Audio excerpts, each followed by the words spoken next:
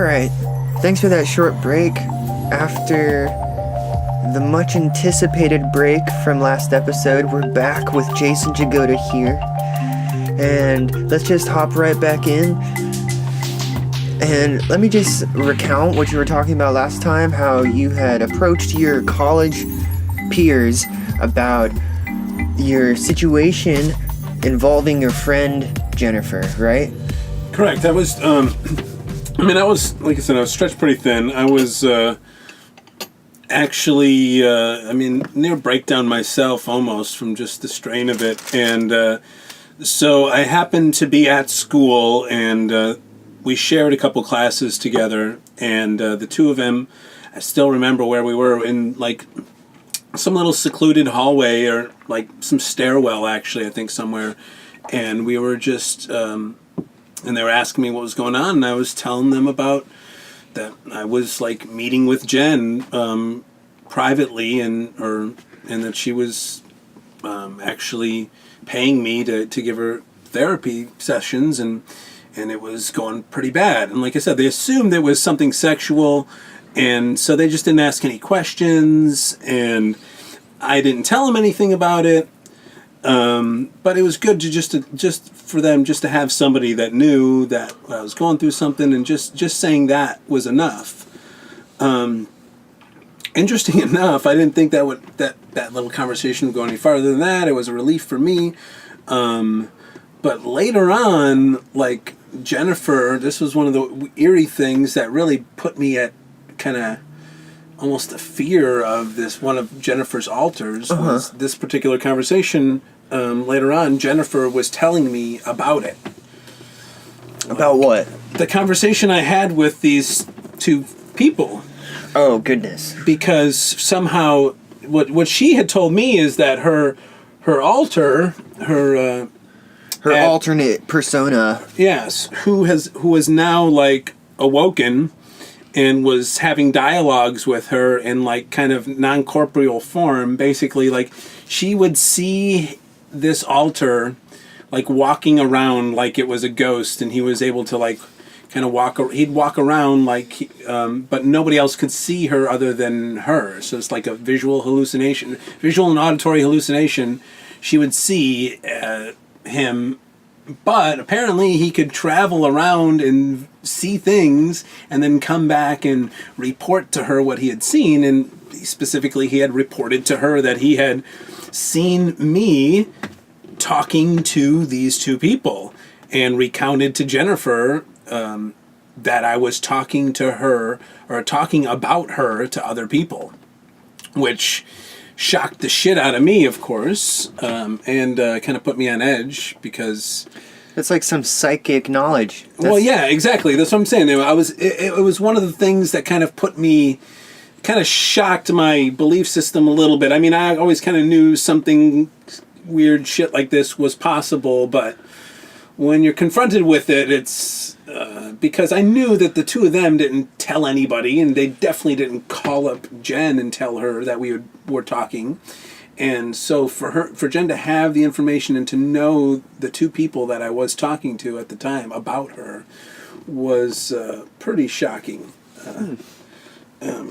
One of the proofs of something was going on here beyond the realm of just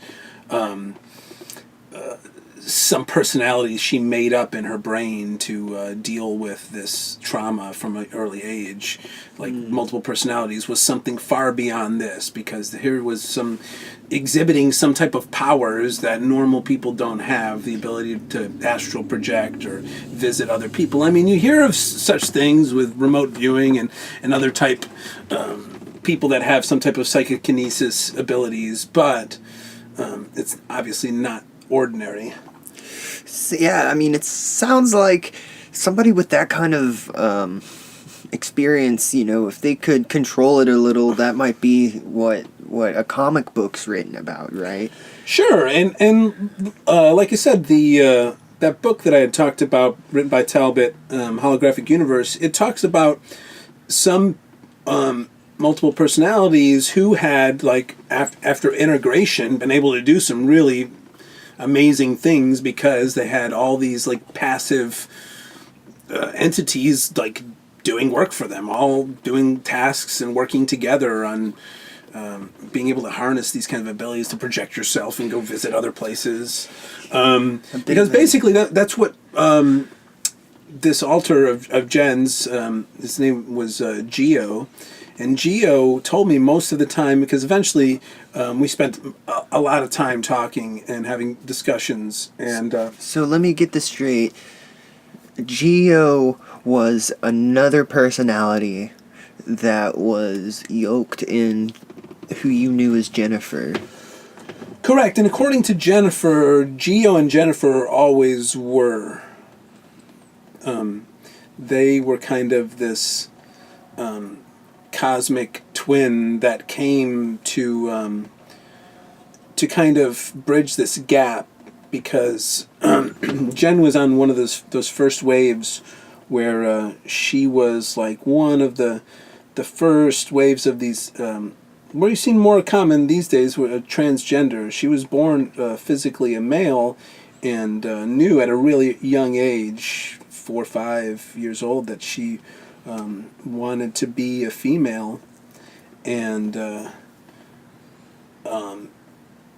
ironically, when preying on it is when she was first molested as a child, and kind of had this psychic break and connection with prayer and God and all these energies coming together in this snap that created this cosmic cry for help, which was apparently answered by Jen and Geo, were these twin who supposedly, according to this extended narrative, came from some other world and came to help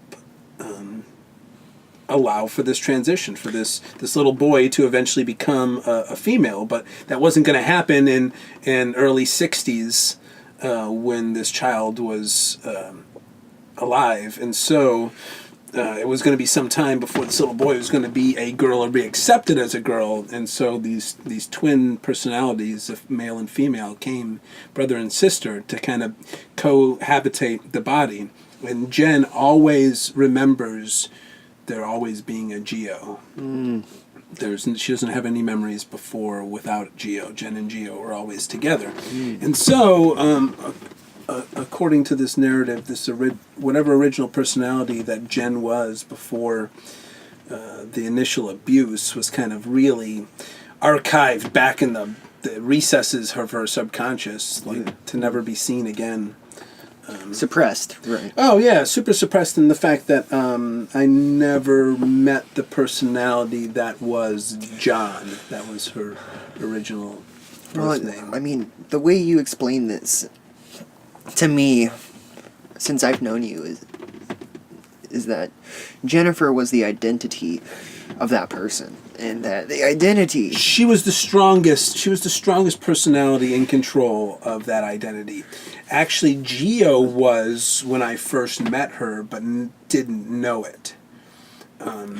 He was still there all the time. When I first met Jen, anybody that met Jen when I first met her had suspicions about her sexuality, in that she had some weight on at the time too, and that did not lend well. When Jen had extra weight, she looked a little more, the manly features kind of accentuated more. Well, clearly we've come a long way in terms of cosmetic transformations, in terms of gender. Well, she did have a lot done. She had a lot of facial cosmetic surgery done. She had breast augmentation, a lot of things that would lend to this full transformation. Of course, she had the full transformation, the plumbing and everything done, and oh my, that was done years ago. I mean, I think this was in the 80s.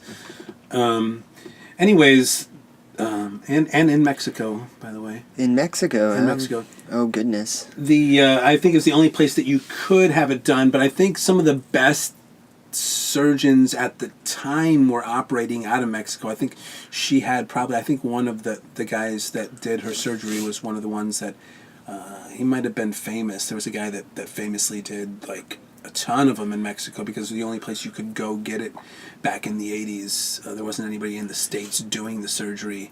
And so one of this guy became really, really good. Huh. Anyways, get me back on track of to talking about the Jen and Geo and who was in control. And basically because she was originally male, Geo was the stronger personality and had more control.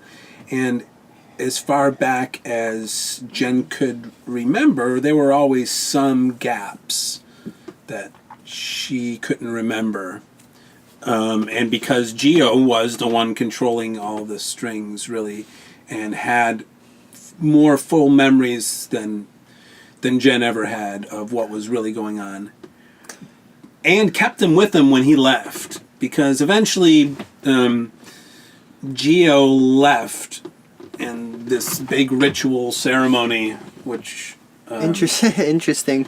How dramatic. It was pretty dramatic. Actually, it was, and it involved him going to the coast for like one last visit. San Diego. He loved San Diego. That's where, that's basically where he kind of left the picture originally. Jen was living there in the Ocean Beach area in San Diego when she had the surgery, and that was the deal, is that when she had the surgery and became fully female, that Geo was going to go away, but he never did. He was kind of hiding out. Now, one thing I would like to ask right now, or not so much ask, but rather point out, is that from everything you've told me about Jennifer thus far, it doesn't seem like any of these things were a hindrance to her having quite the experience in life. Like, does that make sense? Like, she had a fulfilling life, did she not? More than most. Had a super fulfilling life. Did a lot of wild things. She was interested in music and art and theater, and she had lots of... when she was a kid, she, in Indiana, grew up and was doing broadcast radio early on, and eventually worked in a record store somewhere, and became big fans of Brian Eno and Zappa and Robert Fripp and a lot of these really early mega influential rock musicians. And there was a time, this was before surgery, but she was still nearly there. I believe she had already the breast augmentation. She was dating Frank Zappa's bodyguard and toured a year on the road with him. That's so interesting. Like, how many people on Earth can say that they've witnessed the phenomenal human that was Frank Zappa? Sure, and actually, there's a Jen quote. Jen quotes in a Frank Zappa song, and I believe it's like "Ride My Face to Chicago" or something like that. What? Like, so you're saying right now that Jen, the transgender woman, rode Frank Zappa's face all the way to Chicago? No, that was I'm gonna have to Snopes that one. Yeah, it was a reference to something. They were asking where someone was going to ride on the way to Chicago, and Jen piped up. She's to Frank, "You can ride my face to Chicago." Oh. And Frank thought that was a great line, and then that eventually made it into a Zappa song. I was asked. I met some Zappaphile the other day, and I was telling him about that thing, and I didn't know where it was. I said, ride my face to some place. And he says, Chicago. It's ride my face to Chicago. He knew the line right away. So I had to be, I always used to say, ride my face to some town. I couldn't remember the town that it was. Wow, but apparently that it was Chicago. A guy, some Zappaphile, verified for that the other day. And it is apparently a song he knew offhand when I mentioned it. Oh, goodness. You know what? The prevailing novelty in this story is what astounds me the most. Like, how many small iterations of intention just add up to, like, this big, compelling story that has a lot of relatable topics. Like, I mean, I certainly can't say that I have alternate beings come in and out of my, or, you know, that occupy my body, but gosh, like, how many people that are listening to this know somebody that might be in the midst of a psychic confusion such as that?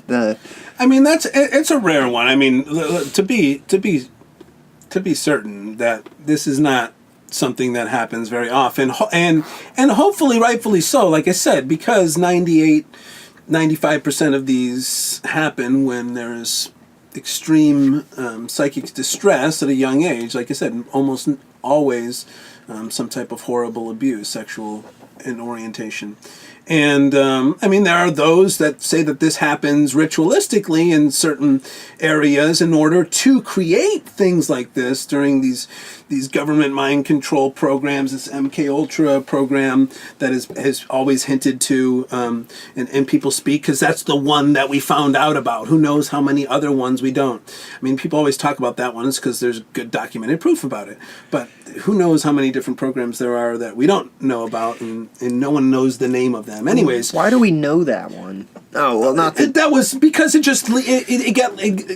somebody got lucky. They looked at the right place at the right time. There was a document that came out, and they found out about it, and so they really pressed for information. There was a Senate hearing at the time, and they really dug into it, and there was a report that came out about it, and they said, oh yeah, we did this, but then we closed it up. It's been closed since then. God. So, and that was always the line. When we find out about some secret government program, they say, oh yeah, okay, yep, sure, I'm sorry, we didn't tell you about it. Yes, we were doing this, but we don't do it anymore because we know now. We know now. We know better. We know better. And we've closed it up. And we definitely won't be doing that anytime soon. So, anyways, they say, basically, along these same lines, if you abuse a child early enough, it causes these fractures in the brain. It causes all these different personalities. Oh, man. And so, what you can do is you can embed programming into these personalities so that you can recall these personalities at whim with control words and different type of signals, and now they use all types of stuff that they can use because we have a lot more control of the electromagnetic universe now. We know how to mess with things, send signals, 4G, 5G, whatever, into people. Who knows how good they've got with the MK Ultra stuff, or whatever mind control that they've gone to this extreme. So it's only speculation at this point, but it all starts with kind of taking access to the brain when it's malleable like that. Those first 7 years, they say, are really, really important as far as the malleability of our brains and how we think. And the honesty about the MK Ultra was that was about LSD. And sure, yeah, it was used during that, for sure, but it wasn't all about it. It was a lot of it was just trying to have access to people. But you know who else was all about the LSD manipulation? And he was one of the only people to ever be convicted of murder who's never killed anybody. Manson. Oh yeah, sure. Charles Manson, and who's also ended up in a cell next to Timothy Leary. So very weird. I did not know that. Strange. I know that he was begging the guards not to let him out No, there's a very interesting... The first time There's a before. very interesting chapter in a book by Leary called Neuropolitique, I think it is, in which he discusses sharing a cell next to Manson and having a conversation with him. Goodness gracious, I would like to read that. Yeah, I mean, because they went after Leary during his LSD days when he tried to go rogue, and they locked him up in Folsom, where. And that's what that Johnny Cash song's about, right? That Timothy Leary in Folsom Prison. For a joint, I believe, one joint. Yeah. Or half a joint of weed, or like a roach, or something. Didn't he break out of jail? He eventually got away. He got out, and then never went back. But I guess he had crippling cancer, right? Yeah. Timothy Leary, bless that guy. You know, he was such a free thinker, but at the end of the day, his life was pretty much based around saying absurd stuff, right? Well, I mean, I don't think so. I mean, the thing is that he was, it's like everybody, they've got to accentuate the absurd. Yes. Because he basically was just trying to get everybody to realize that, like, we have the tools now to completely reprogram our future. And you know what? That's what this Tap In podcast is all about. Like the quote from Leary is, you know it, right? Tune in, turn on, and drop out, right? Yeah. And nowadays it sounds crazy because dropping out is like, well, why would you drop out of college? You just invested like thousands of dollars into your future and you're going to be at the desk and stuff, but the dropping out is not a cry towards any academic, although he did technically drop out of academic stature when he became the LSD drug phenomenon that we know as Timothy Leary, as opposed to this Harvard professor. But the thing is that saying is more of a cry to reassociating your existence with a less than primal level of cohabitating the world, wherein I think that his vision involved an internet, truly, and then it also involved people being artists together. Correct. I mean, that's the thing he was pushing at the end more than anything, saying that the age of the internet is showed exactly his little blueprint for how it's going to rock the world, and this next little evolution is the evolution of the artist. And he basically, if you go look back at some of his last talks, there's a good one. He's talking about how this next wave, that last wave that was the industrial wave, and now this next one is the wave of the artists. He spells it out. He shows you exactly what social media has become and what social media has profited on, basically. All these little social media platforms in which these creators, YouTube, Pinterest, Flickr, all these sites have profited on all these wonderful artists who've been able to beautifully and eloquently share their little bit of their universe with the rest of the world. It seems like it's more... Pardon me, but it just seems as though it's less about them taking advantage of us, but more about how...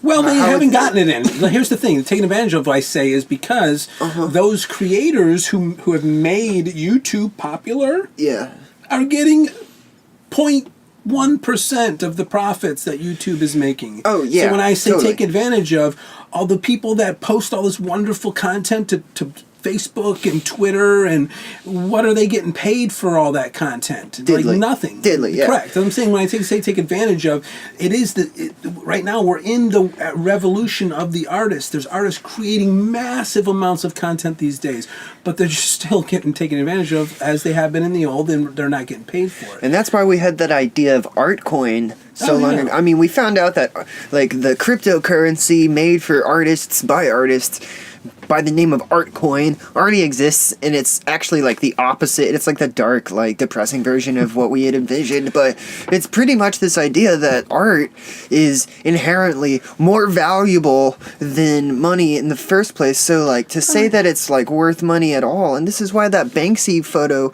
or that Banksy painting shred in front of everybody in front of that auction house, is because it's not a commodity, and the lifestyle and the content of ideas that comes from art is just worth so much more than anything this weird money game. Like a few people are more worried about money than others, but everybody seems to be more worried about life in general than money, right? Well, the problem is we've made money means scarcity, and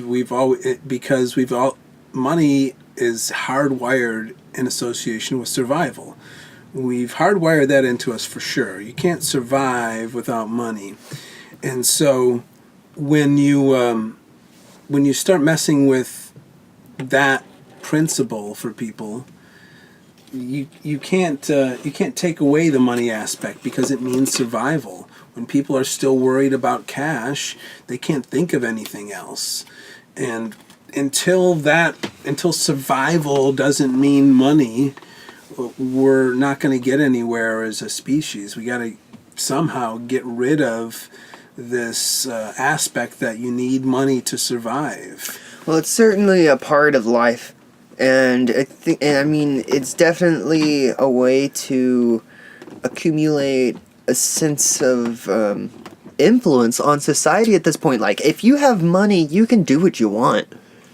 Correct. Now, maybe that's fine. If you want to say money is created by some type of merit above and beyond others, and therefore those people should be more influential because they have some type of joie de vivre, they've got some type of merit, or they've got something that others aspire to have or whatever, and so their merit collects them some type of value, and the value can be achieved and displayed in some type of money, and so that those people should have some type of extra flair or whatever. They can get better things, and so there should be a tier system, whatever class system, which some have more money than others because those people are the producers and the artists and the people that we that are making and innovating. Fine, but there should be a base level of survival that does not need to have money in order to meet it. Everyone should be able to survive. We shouldn't leave anybody fucking behind, because there's enough value and resources on this planet to feed, clothe, and house every person on this planet. Yeah, it would cost every single day. It would cost penny. $2 billion. Yeah, that's it. $2 billion, and that's how much we spend on weapons. Yeah. Every month. Simple. I mean, but I'm just saying, housing, everything. I mean, if you look at how many empty cities are right now, the ghost cities in China, there's like, that can house, I don't know how many millions of people that can be housed in these ghost cities in China right now. But I'm just saying, there's so many empty cities in this country right now. There's so many empty buildings that are owned by the banks, that are owned by who knows what private interests. There's enough resources on this planet to keep everybody at survival level. Yeah, like there's so much energy, it's actually like falling off. It seems like it's falling off the planet because we're not using it, right? Like, it seems like my anxiety is like, we're not going to get to the energy we have in time. Not that we're running out of energy. I mean, for me, whether we're running out of fossil fuels or not isn't the issue. It's like, don't you hate smog? Don't you just fucking hate smog? I mean... Oh, yeah, correct. Moving off of... Who loves smog? Nobody loves smog. Moving off of the petroleum would be a wonderful, wonderful thing for this planet. You know what my friend told me? For sure. Austin just started moving towards electronic buses. Like, they installed the 383 bus to be electronic, or 2 of them will be electronic at this point. Great. I mean, it's common knowledge that the oil companies went into monopoly to destroy the electric rail system in this country. There were over 100 electric rail lines that were gutted in this country through manipulation by the oil companies going in and buying up all of these.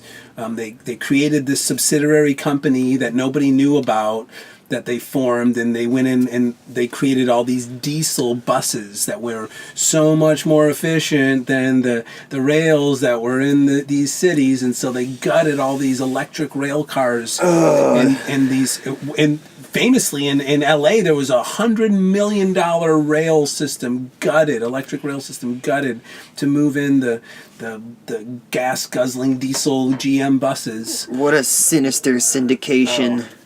Now listen, the history of the how the oligarchies or the oilopolies have really controlled this country is sickening, and it goes. Jay, I need you to watch your back. I need you to watch your language on this podcast. You can't use such ugly words. Oligarchy. Oh, you said it again.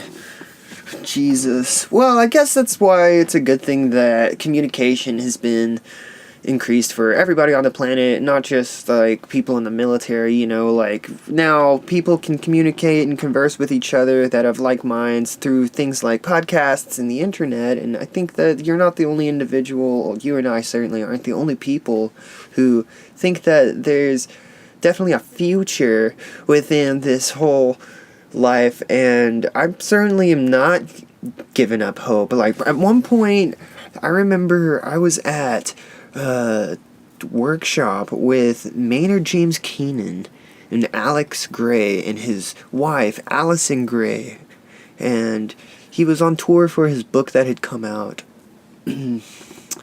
called A Perfect Unity of Contrary Things, and somebody in the crowd asked Maynard. Maynard, just for those who don't know, is the lead singer of the bands Pussifer, Tool, and A Perfect Circle. And Alex Gray has been involved with the art for the albums that Tool has been making for the last 10 or so years. And so this workshop was more or less about Maynard's new book and a Q&A for the group. And somebody asked them if they had hope in humanity still. Like somebody within the crowd, somebody I still know to this day, asked Maynard, "Do you still have hope in humanity?" And everybody chuckled. I mean, I know I laughed a little bit because there we were sitting in like one of the most beautiful places in America, I think, with like 3 heroes of art culture today, and it still was questionably hopeless, you know. But if there was ever a room of people who might draw an ounce of hope, wouldn't it be that one? And so Maynard said, yeah, definitely. Well, actually, first he said thank you for that question. But he said through music and painting and community and sharing your experience with others, that there should be a hope, but only if we choose to see it, right? And at that point, I'm just kind of free-forming from what I perceived from that. He said that he did believe in hope, but what I drew from that was that, in a sense, just talking about things like switching from petroleum to electronic energy is merely the catalyst for change that we need. You know, we were talking about it earlier, how language can be a silly device to bring about any sort of being into the world, right? And what came first, actions or words? And how can you listen with your actions, right?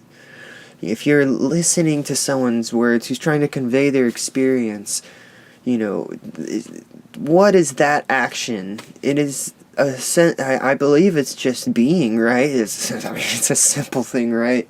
You just sit and listen. And that's not unlike this idea of meditation that a lot of people are either very familiar with or not familiar with at all. Or just beginning to try to understand something like that. Active listening is a very difficult thing to do, actually. Most people have a difficult time listening. I don't.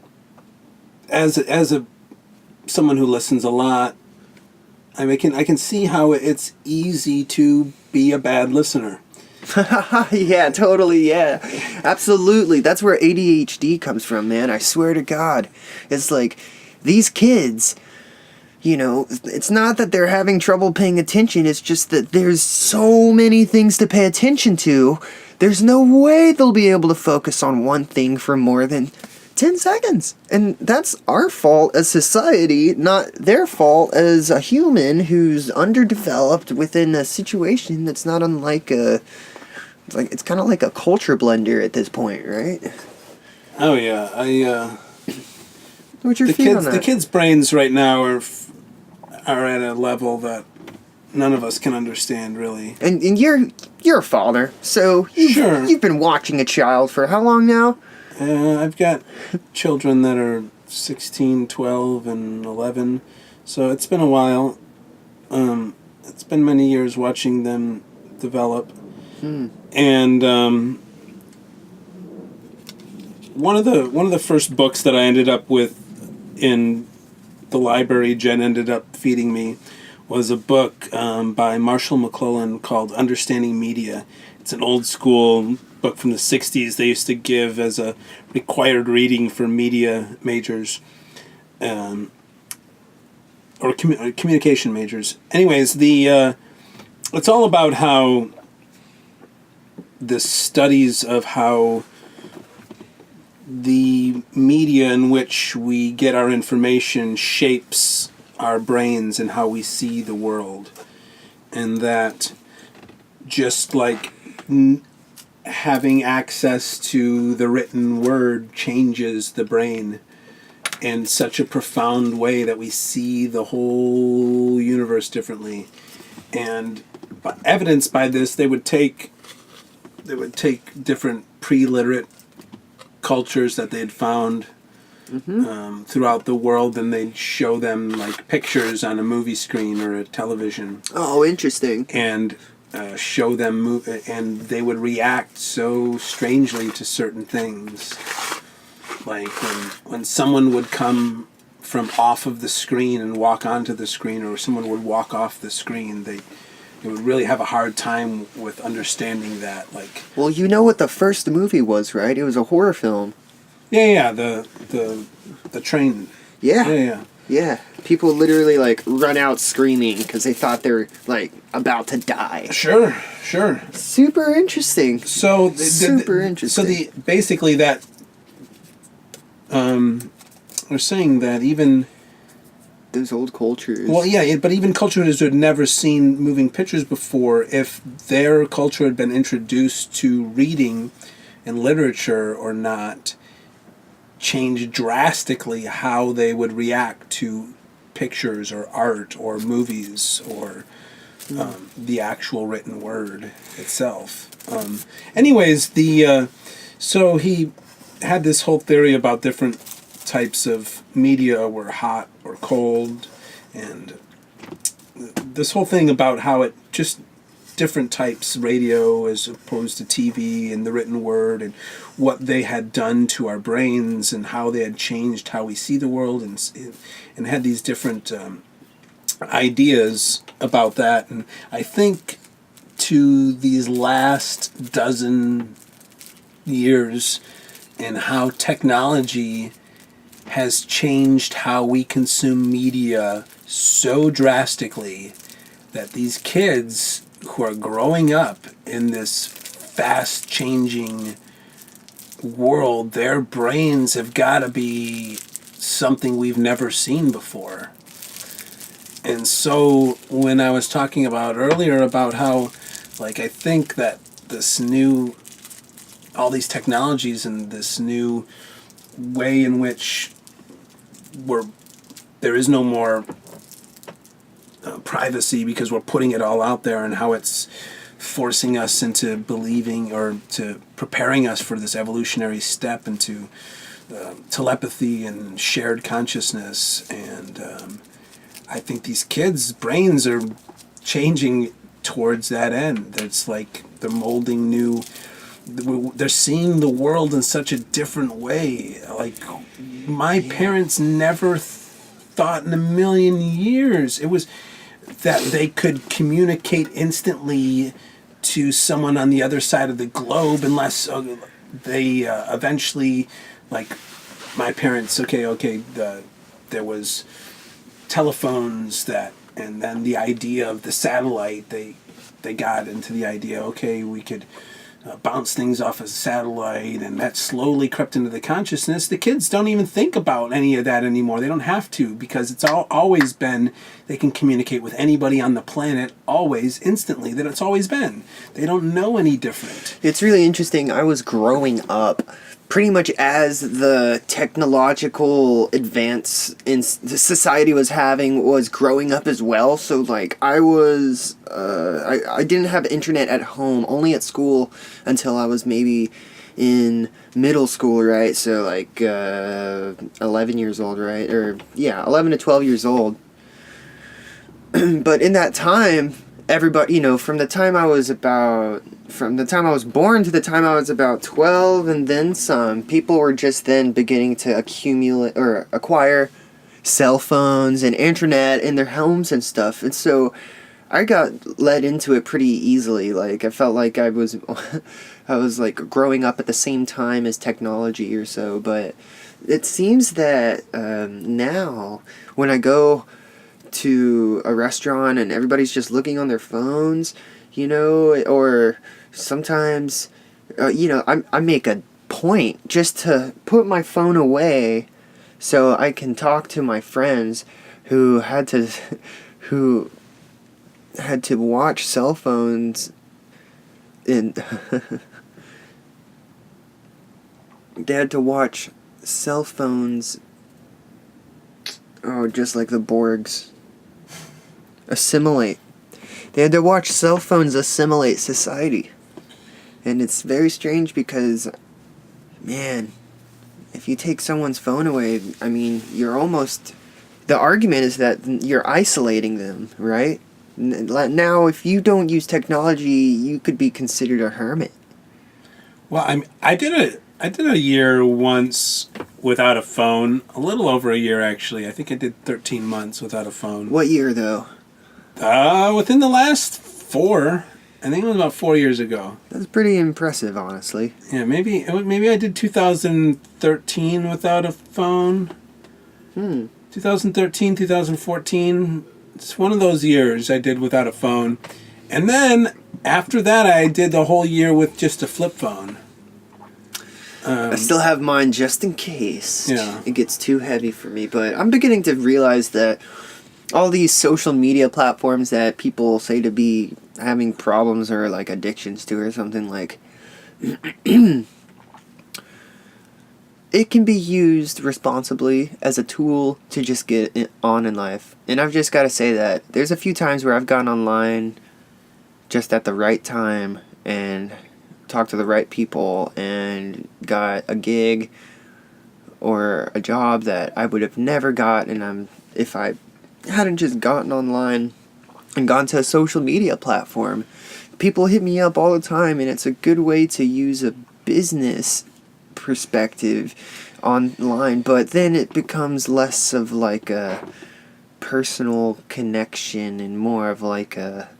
Hey, it's all about intent. It's always the key. Intent is the key. If you go in with good intentions, or you go in with an intent on what you need or what you want from it, then it's magical, and it can be.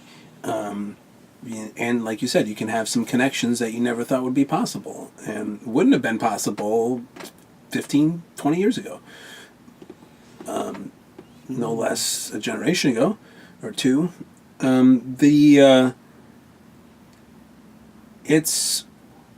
But once again, when the intent's not there and you come in just, let's see what's on Facebook, you're looking for trouble. So, what is intention, Jason? To you, what do you think that word means?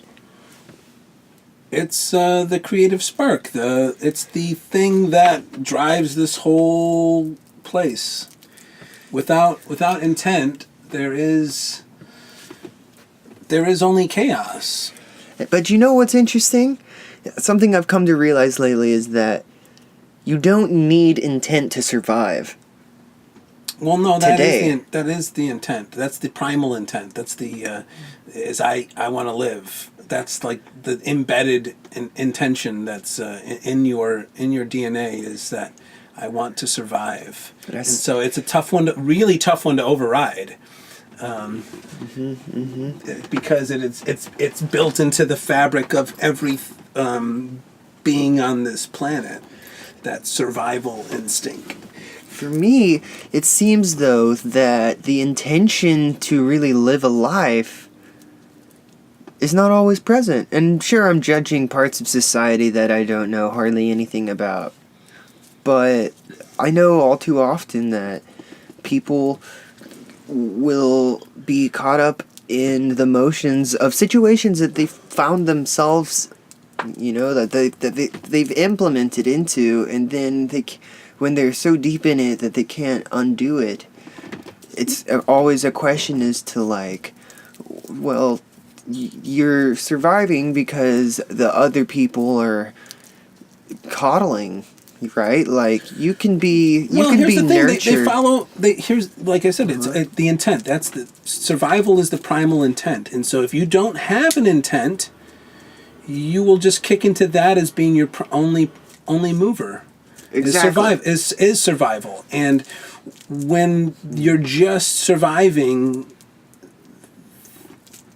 the life is pretty bland. Yeah, life so is pretty.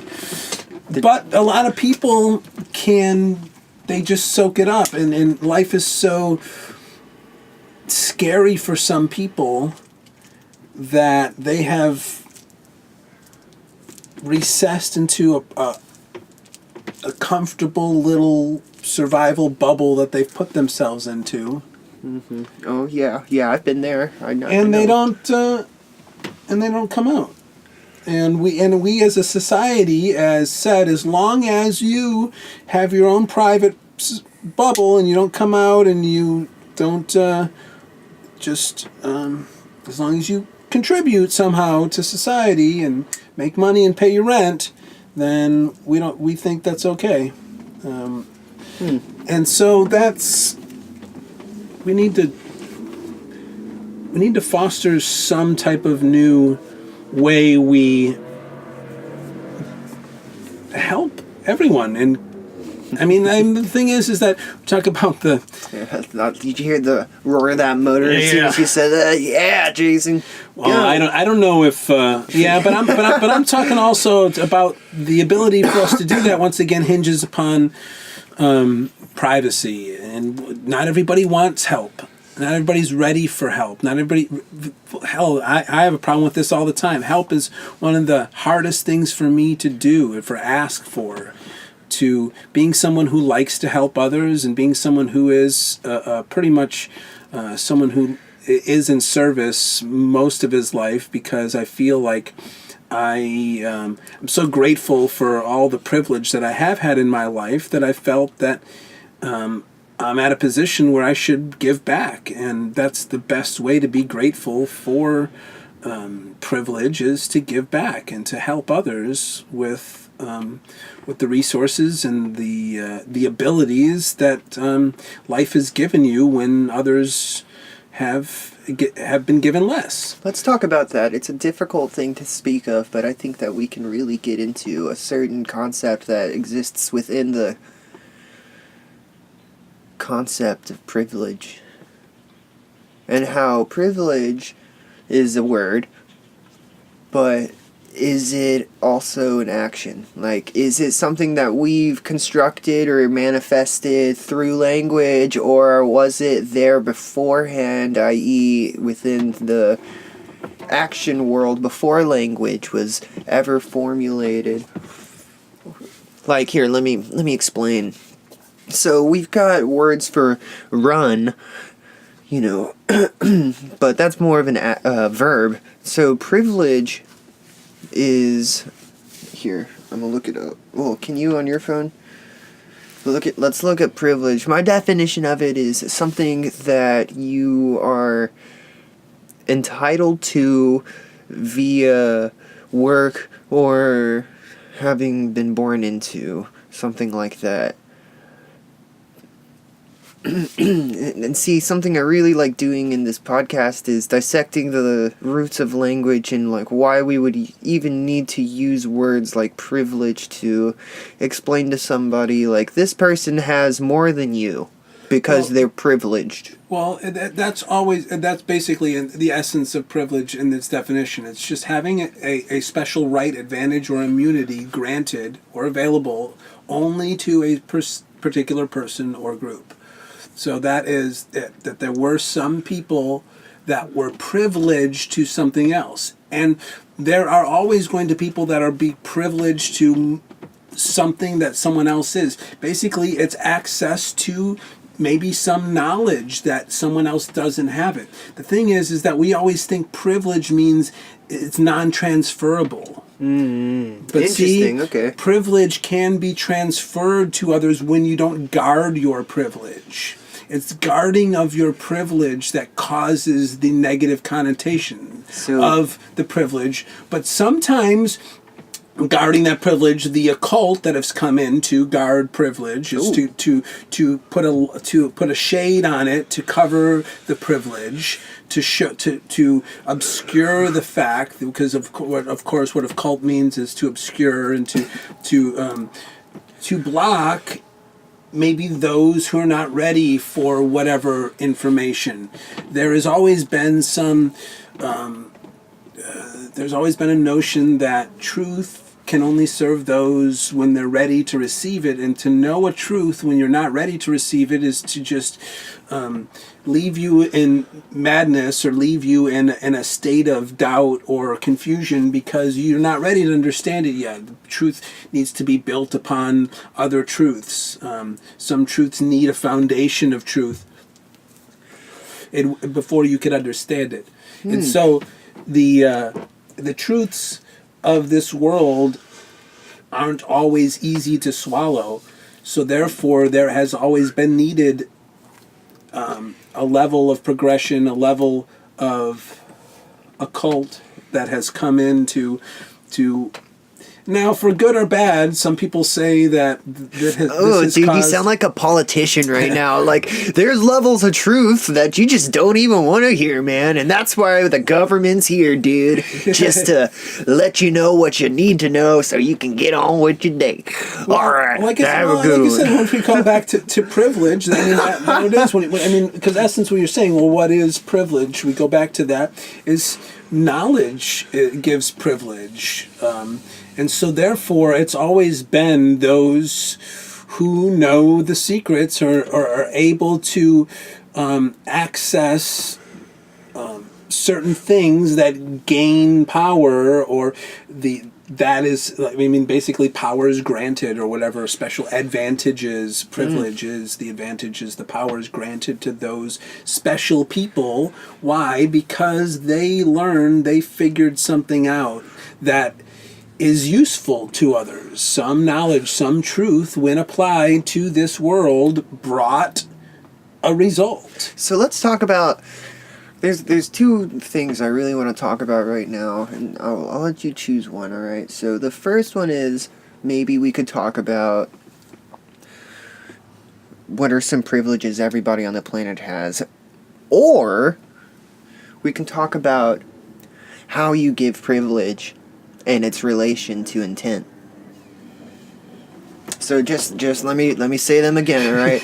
What are some privileges? Or maybe we could talk about both at the same time over one another. You talk about one, I'll talk about the other. I think that might be a little too confusing. No, I think that the listeners are ready. I think we can integrate those both into the conversation at the same time. No, dude. The listeners are ready. This is all about pushing the envelope, 2 conversations at once. It's just the next evolutionary fold in communication. All right, here we go. I'm going to talk about privileges everybody has, and you talk about how you give privileges away. I'm just gonna stop here and say, which one would you like to talk about?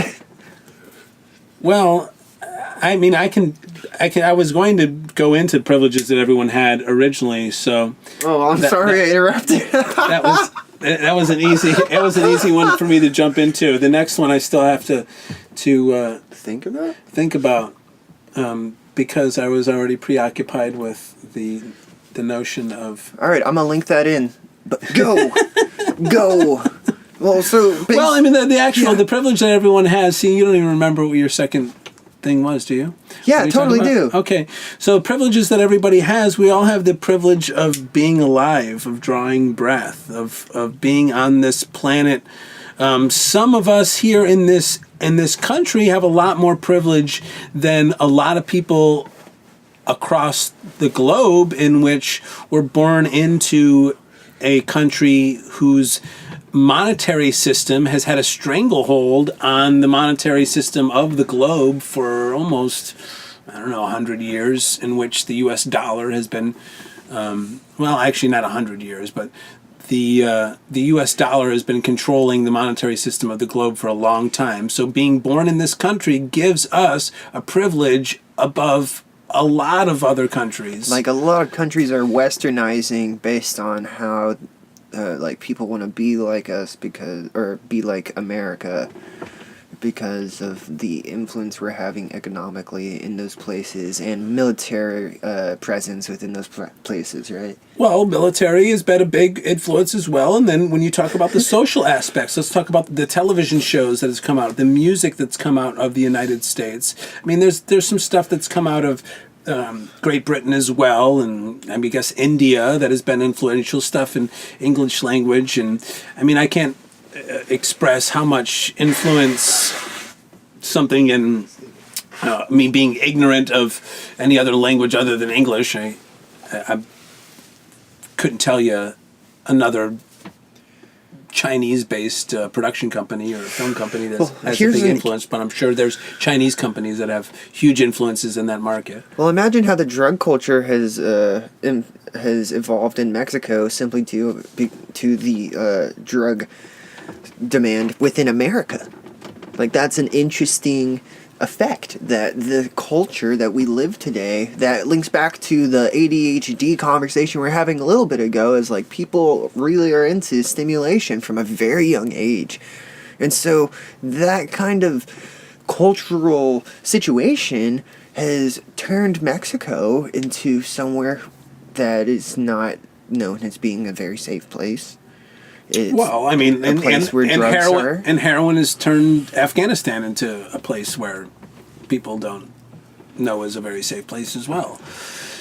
But America doesn't. If you were watching the news in Germany, like American news, you wouldn't think America's a safe place either. There's not a news channel that's like, today we gathered in a park and owned together and experienced a raw form of bliss that could only be described as a brief awakening into the inner possibilities. Well, and that's only because... And that's mainly... If you talk about what's on the news or what's on TV, that's... Or as you reported here, I mean, if you watch... If you're from outside and that's your only access, or what is sensationalized on these TV dramas, then yes, of course, you're going to think that the U.S. is kind of a scary place.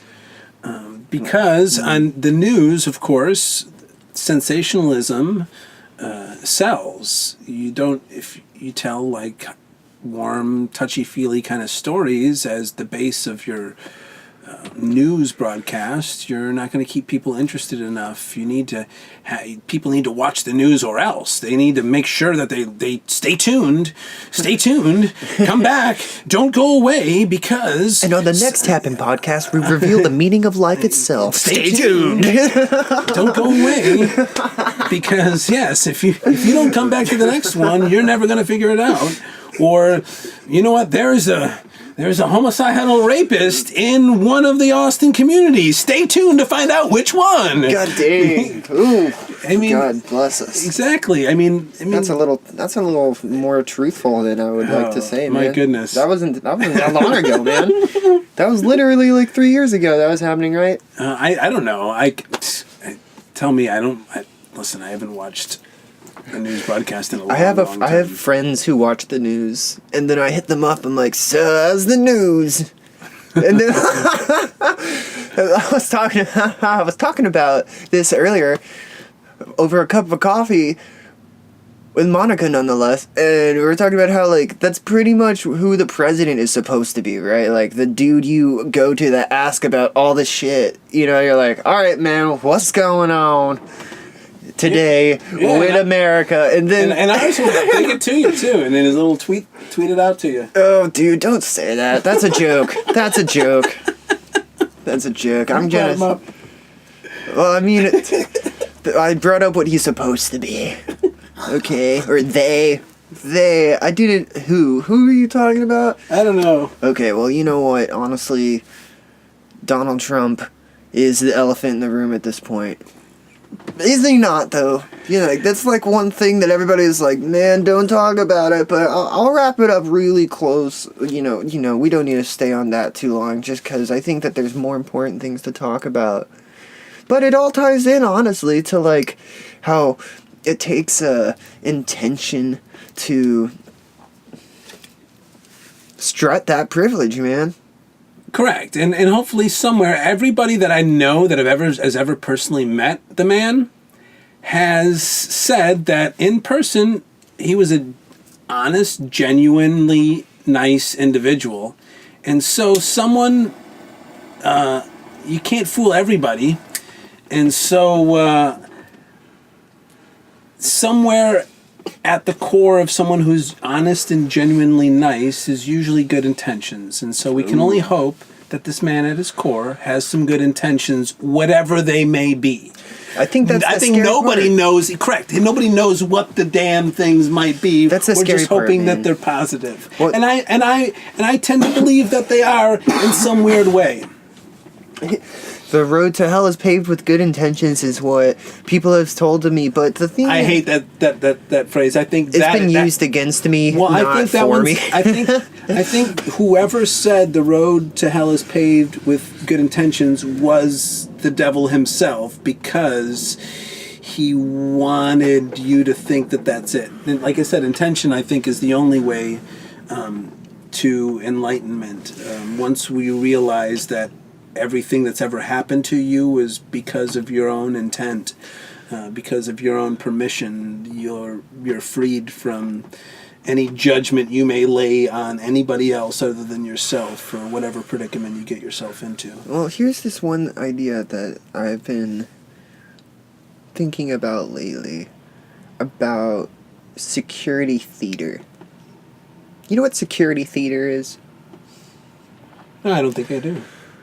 Alright, so basically, the TSA, at the airport, anytime you go to a concert, they pat you down. You go to a festival, they pat you down. Whenever there's security, what it is this play they put on to provide the illusion of security for whomever's hired them or the people who are participating, correct? And so, if you look at the data, it doesn't prevent... It actually hasn't... Any terrorist attack that's ever happened was not prevented by any stretch, because active security. And so this It's the illusion of security. I've always said that. Even anything at the airport, it's always about the illusion of security. Not that security does nothing for anyone. It never has. And that idea of security theater is a lot like professional wrestling, is it not? Now, okay, I hate to spill the beans, but professional wrestling, hey, if you believe in that, you may as well believe in Santa Claus, because I hate to break it to you, but that stuff is scripted, and it's for a good reason, and I think it's better that way. Well, but they like it. I think people like the fact that it's scripted. I mean, they don't. Everyone knows it's scripted. There's nobody that's debating it. Those people still just like it.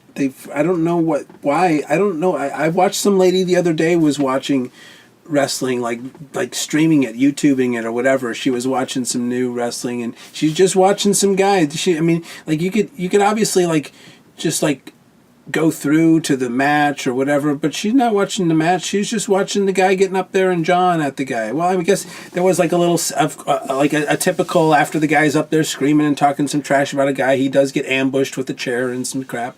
But I mean, that was the part that she was watching. It's not like the actual match. Did you know they love the fact that it's scripted. They love the fact that it's just theater, and they just I don't know, that it just says something to our culture, or something, that the height of theater is this much anger and freaking pummeling of human beings and hitting people in the face with chairs and knocking people out. Oh, come on. People used to get ripped open by, fucking tigers and were, eviscerated by dogs in front of, coliseums of people who were just like, oh, this is why I pay taxes! Yay! Well, I know, and the more gruesome these little obstacle courses shows are, the more intense they get, the more people want to watch them.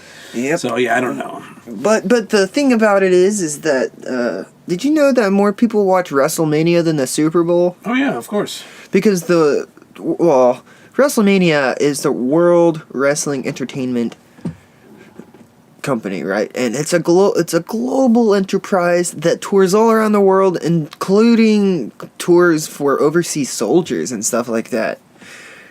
And even though it's all scripted, but it's because there's a certain degree of sacrifice on the toll it takes on the bodies of the people involved. It's theater. It's good theater.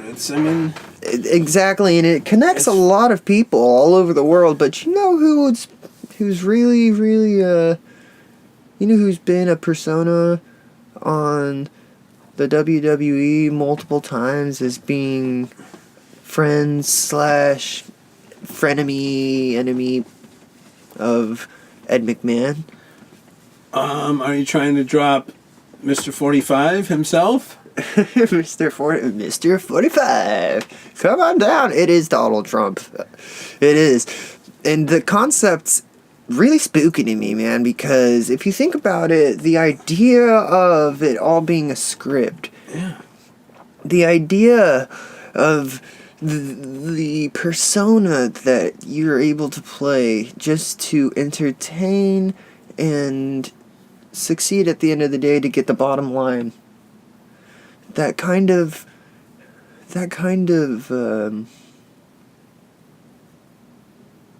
script is something that Alan Watts even talked about on his recordings, was how the politics has become the entertainment. And now everybody is so entwined with this heavy magnet that is politics, because it has such an effect on the world and what we perceive to be the future, that you can't help but talk about it when you go through your day. But this goes back into the privilege thing, and how we're born at a time to where people have privilege to talk about the political status of the system that we live under, and how it's not easy right now.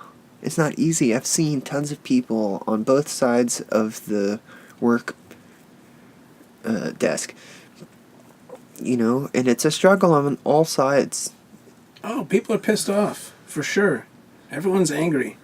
And because they know that we've been given a raw deal for centuries, millennia, and we're in a time where it seems like anything's possible. We got this guy as the president, everyone's like, absolutely anything can happen. We're in this like super vortex moment, and the world is like at this little tipping point. Nobody knows what the hell's going to happen next. Well, here's what I got for that. You know what that is, Jason? Is that our time is up? No. That's the pity in the can. Oh. Yeah, pity in a can. I'm selling pity in a can now.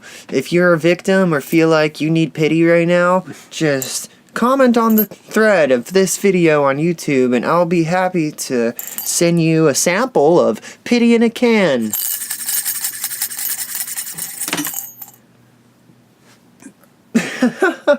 No, our time isn't up. I mean, I like this conversation, but honestly, I'd like to land on somewhere that's more upbeat because I certainly feel that I have confidence and hope in humanity at this point.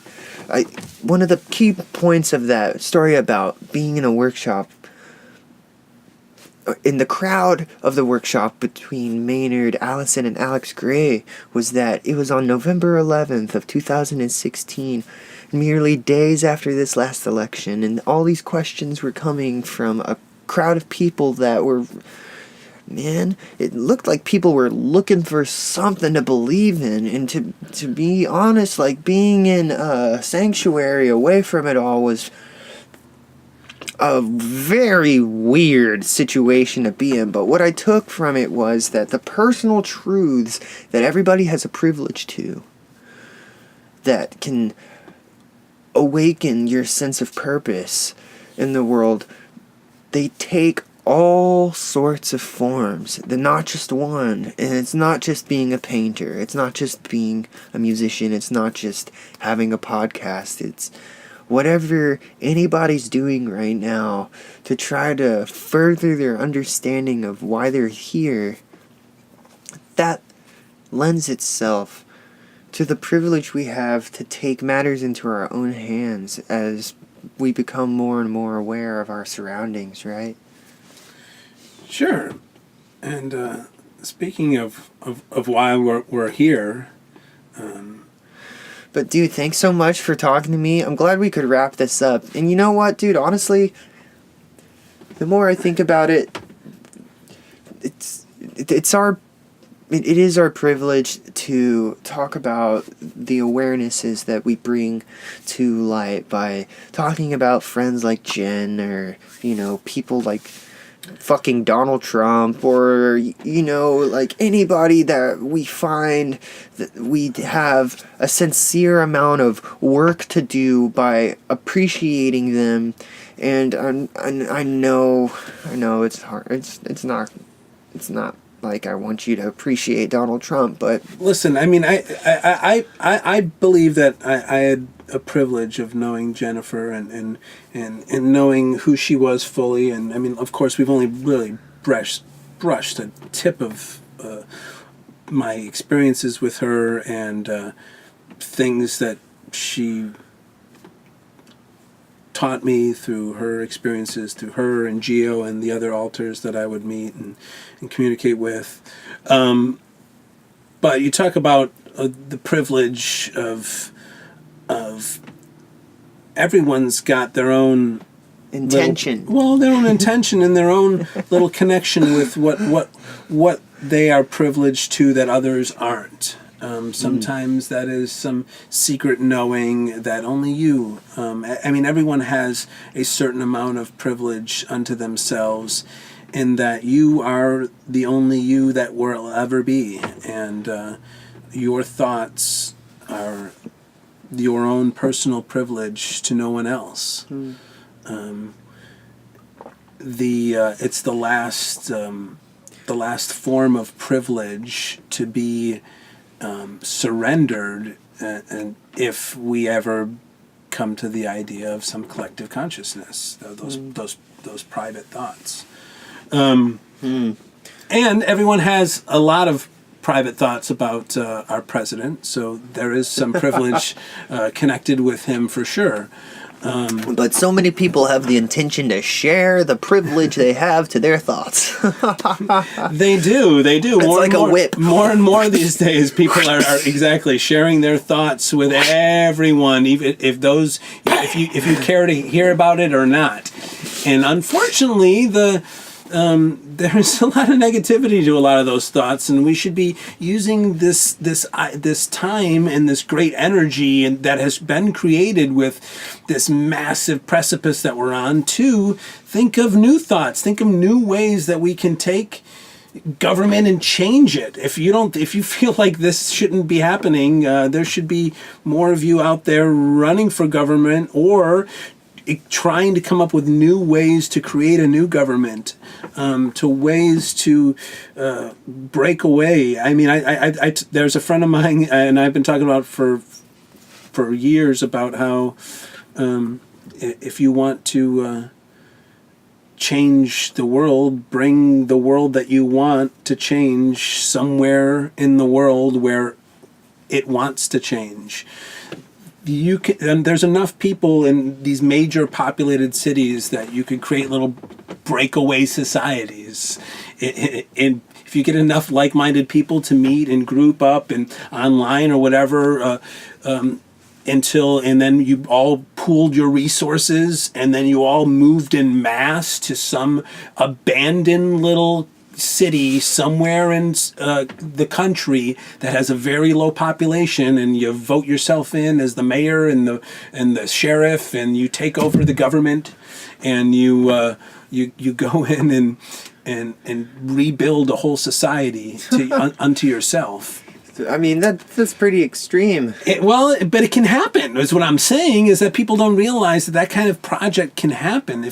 If you think that our government is so messed up, or your city, or everything is so backwards, you have the ability to go with a group of people and rewrite government for you and them, and go somewhere and try something new, and then share it with the world and say, hey, look what I did. And that could become a model for whole countries or new civilizations. Who knows? But the ability for that kind of stuff to happen right now is immense. We should be thinking outside the box along these ideas. We should be thinking how new governments is possible. It never was before, because we couldn't transfer resources, information quick enough to change the world quick enough to follow the ideas of the thinkers that are unhinged. And like I said, those kids right now are thinking some ideas that are outside the realm of possibility, that the rest of us are still kind of hinged on some old beliefs. And so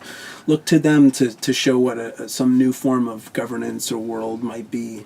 So you hear it here first, people. If you are really searching for life's answers, go become a camp counselor and or a teacher of some sort, and or a daycare manager of some sort. But just pay attention to children, and I suppose it's a very likely situation to where we're giving them the world and it's not ours in the first place, really, is it? Jason, thank you so much for talking to me today and wrapping up our 2-part podcast episode. It was the first 2-parter, man. Thanks, Will. Thanks for having me.